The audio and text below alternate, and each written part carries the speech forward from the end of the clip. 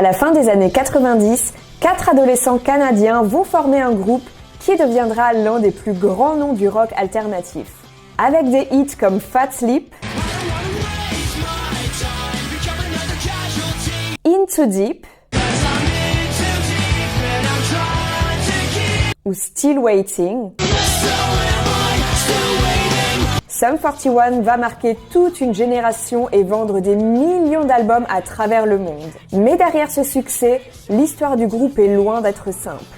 Changement de membres, expérience dangereuse en pleine guerre, séparation, maladie grave du chanteur et un retour spectaculaire après avoir frôlé la mort. Alors comment un groupe formé par des adolescents de 16 ans est-il devenu une légende du rock alternatif ? Dans cette vidéo, on va retracer toute l'histoire de Sum 41, de leur début dans les années 90 jusqu'à leur tournée d'adieu en 2025. Alors bienvenue dans l'histoire du groupe Sum 41.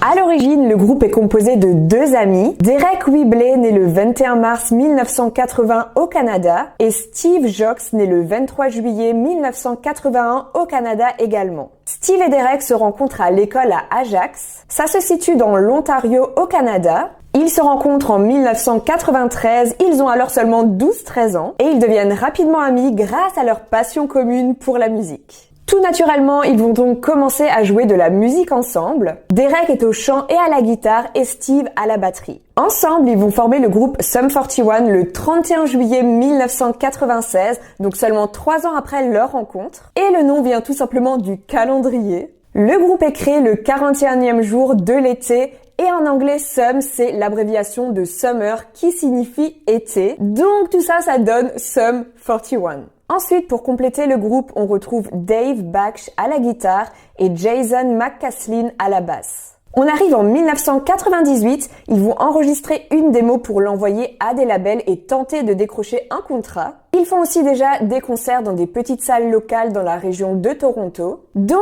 ils commencent tout doucement à se faire remarquer et à faire parler d'eux. Bon par contre, pour le moment, aucun label ne veut les signer. Après plusieurs refus, ils décident de filmer une vidéo pour la musique Makes No Difference. Sans budget ni rien, juste eux avec une caméra à faire les on peut dire. Dans cette vidéo, on peut les voir faire genre des pranks rigolos. Un petit peu à la Jackass, si vous voyez le truc. C'était avant l'apparition des Jackass, mais je trouve que c'est un petit peu dans le même délire. C'est une bande de jeunes potes qui veulent s'amuser, qui se prennent pas la tête, et ça va payer car au-delà d'être des musiciens très talentueux et créatifs, ils sont aussi énergiques, extravertis, drôles, un petit peu déjantés, donc avec une forte personnalité.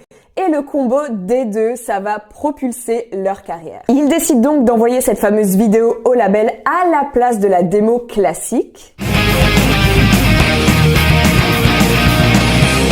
Et là, c'est le jackpot parce que presque tous les labels veulent maintenant les signer.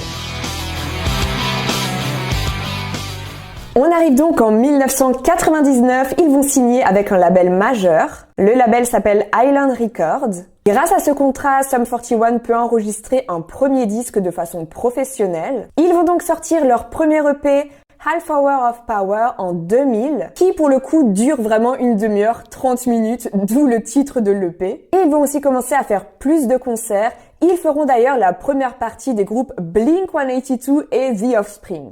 Cette signature va ensuite mener au premier grand succès du groupe avec leur premier album All Killer No Filler qui sort en 2001. Clairement, c'est cet album qui les propulse au sommet, notamment grâce aux titres que je suis sûre vous connaissez. Vous les avez déjà au moins entendus une fois dans votre vie. Into Deep et Fat Sleep.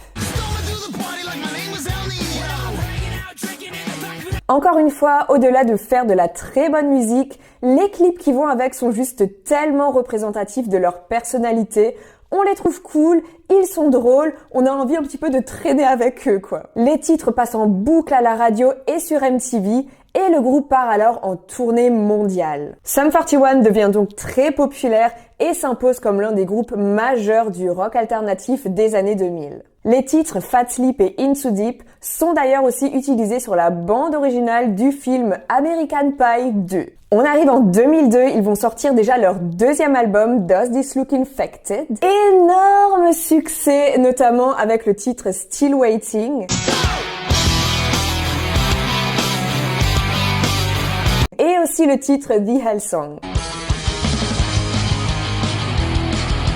Cet album confirme que le groupe n'est pas seulement un phénomène passager. Et d'ailleurs, le morceau The Hell Song est utilisé cette fois-ci dans la bande originale de American Pie 3. On arrive en 2004, le groupe va sortir son troisième album, Chuck, mon préféré. Vraiment, cet album, je l'ai écouté en boucle. C'est un album un petit peu plus métal, plus sérieux, on va dire. Et il y a une vraie histoire derrière le nom de cet album que j'ai envie de vous raconter. Donc en fait, le nom vient d'un soldat de l'ONU qui s'appelait Chuck Pelletier, qui a aidé à évacuer le groupe pendant des combats au Congo. Alors en fait, le groupe était invité au Congo par l'organisation War Child. C'est une ONG qui aide les enfants touchés par les guerres. Donc le but, c'était de filmer un documentaire montrant les conditions de vie des civils pendant la guerre, les actions humanitaires de l'ONG et surtout l'impact du conflit sur les enfants. Donc lorsque le groupe était là-bas, plus précisément dans la ville de Bukavu, des combats éclatent soudainement entre l'armée et des groupes rebelles.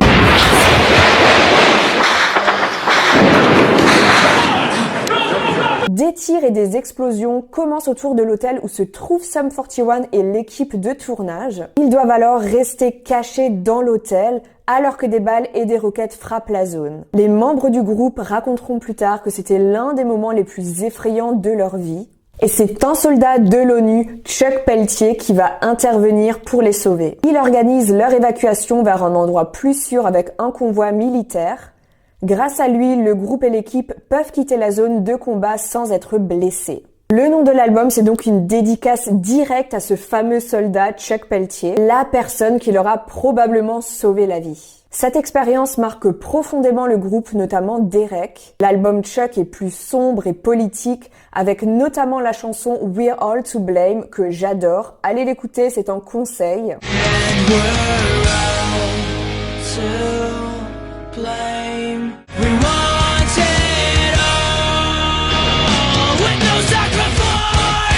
Donc cette chanson critique la guerre, la société et la responsabilité collective.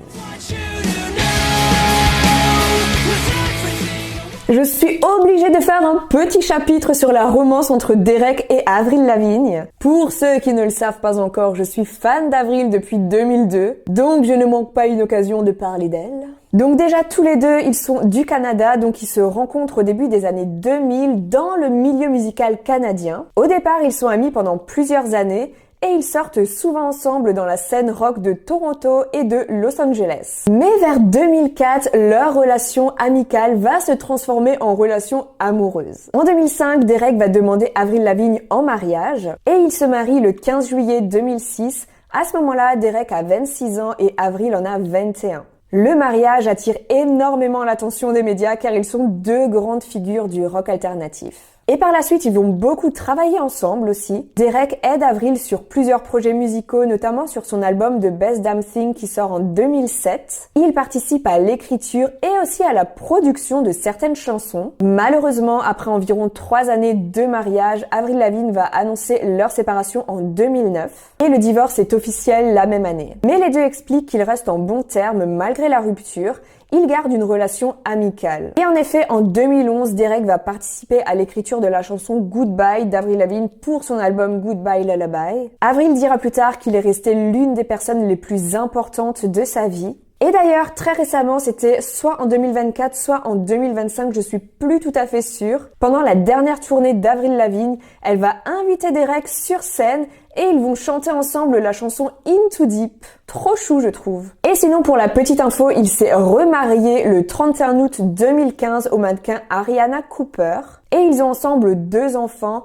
En 2020, ils ont un garçon, Lydon Higby Webley, et en 2023, une petite fille, Quentin Arlo Webley. Je ne sais pas si j'ai bien prononcé son prénom. Lydon Higby Webley pour le garçon, et pour la fille, Quentin Arlo Webley. Donc on revient à l'histoire du groupe, on arrive en 2006. Le guitariste Dave Baksh va quitter le groupe. La raison principale, c'est qu'il veut jouer une musique plus métal, alors que le reste du groupe souhaite rester dans un style plus punk rock alternatif. Ce départ est un gros changement car Dave était une figure importante du son heavy de Sum 41. Après son départ, le groupe recrute un nouveau guitariste, Tom Thacker. Au départ, il est seulement guitariste de tournée, puis il devient membre officiel du groupe. Malgré ce changement, le groupe va sortir un nouvel album en 2007. C'est déjà leur 4e album. Et cet album marque donc un retour à un son plus pop rock punk. On arrive en 2011 avec la sortie de leur 5e album. Ensuite, en 2013, encore un départ et pas n'importe lequel. Le batteur Steve Jocks annonce qu'il quitte le groupe après 17 ans. C'était l'un des membres fondateurs avec Derek. Donc à ce moment-là, il y a beaucoup de fans qui pensent que Sum 41 pourrait même se séparer. On arrive en 2014 et là c'est vraiment assez tragique parce que Derek va tomber malade. Il tombe vraiment gravement malade à cause de problèmes liés à l'alcool. Il va être hospitalisé d'urgence à Los Angeles. Les médecins découvrent qu'il souffre de graves problèmes au foie, d'insuffisance rénale et de défaillance de plusieurs organes. Son état était tellement critique à ce moment-là que les médecins ont dit qu'il pouvait peut-être mourir. Ces problèmes de santé sont liés à des années de consommation excessive d'alcool. À cette époque, Derek boit tous les jours, parfois en grande quantité, ce qui finit par détruire son foie. Il passe plusieurs semaines à l'hôpital, presque incapable de bouger ou de marcher. Pendant sa convalescence, il perd beaucoup de poids et il va suivre une longue rééducation. Après cet événement, il va décider de changer complètement de mode de vie. Déjà, il décide de faire un arrêt total de l'alcool, de se concentrer pleinement sur sa santé et de commencer un retour progressif à la musique. Il dira plus tard que cette expérience lui a sauvé la vie et a changé sa perspective sur tout. Pendant sa convalescence, Derek pensait que la carrière de Sum 41 était terminée, mais cette période difficile a finalement conduit à l'un des plus grands retours du groupe. Donc pendant sa convalescence, Derek avait lentement recommencé à réécrire des chansons. Il explique que la musique l'a aidé à rester motivé pendant sa guérison et à transformer son expérience difficile en une inspiration artistique. Peu à peu, il recommençait donc à travailler sur de nouveaux morceaux. Un autre événement très important va se produire. Le guitariste Dave Baksh va revenir dans le groupe en 2015. Souvenez-vous, il avait quitté Sum 41 en 2006 parce qu'il voulait faire un son un petit peu plus heavy. Donc son retour dans le groupe marque un moment fort pour les fans, parce que clairement il faisait partie de la formation de base de Sum 41. On arrive en 2016, le groupe revient déjà avec un 6e album, et cet album parle beaucoup de survie, de renaissance et de combat personnel. Le groupe se stabilise avec une nouvelle formation, donc on a toujours Derek au chant et à la guitare, on a toujours Jason à la basse, on a du coup le retour de Dave à la guitare. L'autre guitariste, Tom Thacker, qui avait été recruté à l'époque pour remplacer Dave, est toujours là aussi. Et comme le batteur Steve est parti en 2013, on a son remplaçant Frank Zumo. Leur 6e album reçoit de bonnes critiques et un accueil très positif des fans, et le groupe va repartir dans une tournée mondiale. Prouvant donc que Sum 41, même 20 ans après, est toujours actif malgré les galères. On arrive donc en 2019, Sum 41 sort son 7e album et le groupe va continuer toujours à faire des concerts. On arrive déjà en 2023 lorsque Sum 41 va annoncer la sortie de leur 8e et dernier album. C'est un petit peu un double album, on peut dire, avec la partie Heaven, un style un petit peu plus pop rock punk qui rappelle un petit peu leur début, et la partie Hell qui est plus heavy et metal. Le groupe annonce également qu'il va se séparer après une dernière grande tournée mondiale d'adieu. Et je suis dégoûtée parce que je suis pas allée les voir en concert, je les ai jamais vus en concert et maintenant franchement, je regrette. Dites-moi dans les commentaires si vous aviez eu la chance d'aller les voir. Le groupe explique que cette tournée sert à remercier les fans, à célébrer presque 3 décennies de musique et à terminer l'aventure sur une note positive. Selon Derek, ils voulaient arrêter tant qu'ils étaient encore au sommet sur scène, plutôt que d'attendre que la motivation disparaisse. Pour info, malgré la durée de leur carrière et leur succès, ils n'ont jamais gagné un seul Grammy Award. Ils étaient juste nommés une fois, mais ils n'avaient pas remporté le prix. Mais le groupe a quand même reçu plusieurs prix importants, notamment aux Juno Awards. C'est la plus grande cérémonie au Canada. C'est vrai qu'on parle toujours des Grammy Awards, la cérémonie aux USA, parce que que c'est un petit peu la référence, quoi. Mais à savoir qu'il en existe aussi dans d'autres pays, notamment le Juno Award au Canada. Ils ont par exemple gagné le Juno Award du groupe de l'année en 2003 et le Juno Award de l'album rock de l'année 2005 pour l'album Chuck. Je vous ai dit, c'est vraiment mon préféré, ce n'est pas pour rien. Formé en 1996 par des adolescents passionnés de rock, Sum 41 est devenu l'un des groupes les plus marquants des années 2000. Après presque 30 ans de carrière, le groupe a finalement décidé de se séparer, laissant derrière lui un héritage immense dans le rock alternatif. Une chose est sûre, pour des millions de fans, Sum 41 restera pour toujours l'un des groupes emblématiques de toute une génération. J'espère que vous avez aimé cette vidéo en ma compagnie et que vous avez aimé découvrir l'histoire du groupe Sum 41. N'hésitez pas à me faire des suggestions de groupes dans les commentaires pour mes prochaines vidéos. N'oubliez pas aussi de vous abonner si vous aimez ce genre de contenu. Donc je vous dis à très vite. Bye!